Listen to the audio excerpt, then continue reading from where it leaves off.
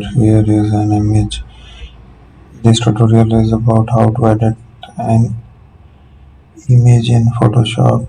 We will use the different realistic styles to make it a realistic design. Actually, it's an AI generated image. We will try to make the filters. It's a camera raw filter. Tint as well. Add some exposure, contrast, highlight, blacks, and clarity. There is an image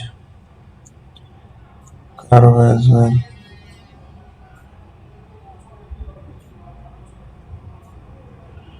Make it okay.